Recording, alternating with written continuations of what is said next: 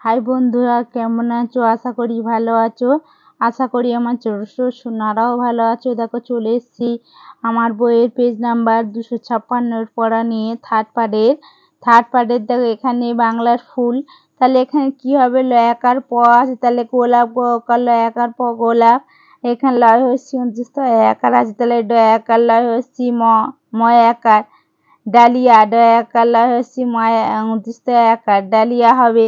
আর এটা দেখো টগর হবে। আর জুই বর্গের জয় হস্যই হবে জুই। আর পলাশ একার তালবেশ পলাশ হবে। তারপরটা দেখো ভয়াকার আছে, তাহলে বর্গের জ একার জবা হবে। তারপরটা দেখো শিউলি, হস্য লয় হস্যি আছে, তাহলে তালবেশ হয় শি, হস্য লয় হস্যি শিউলি। আর গাঁদা গ চন্দ্রবিন্দু তো একার গাঁদা।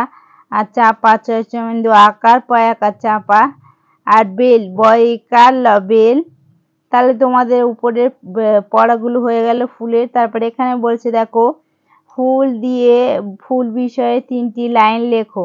তোমাদের সহজের মতো করে দিয়েছি। 1 নম্বর দেখো আমার জাতীয় ফুল পদ্ম। 2 নম্বর দেখো পদ্ম জলে জন্মায়, আমরা তো জানি স্বাভাবিক পদ্ম জলে জন্মায়।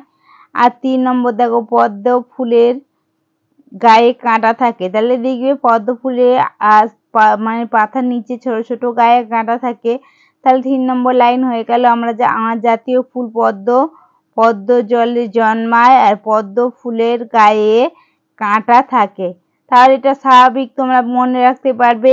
আর বন্ধুরা, আমার ভিডিওটা ভালো লাগলে অবশ্যই লাইক কমেন্ট শেয়ার করবে। আর যেগুলো তোমাদের লিখে দিয়েছি এগুলো খুব সহজ পদ্ধতিতে তোমরা আমার পড়াটা লক্ষ্য করো। আর আমার পড়ার বিষয় জানতে আরও বেশি করে পেতে হলে তাহলে আমার চ্যানেলটিকে সাবস্ক্রাইব করো। দেখা হচ্ছে পরের ভিডিওতে।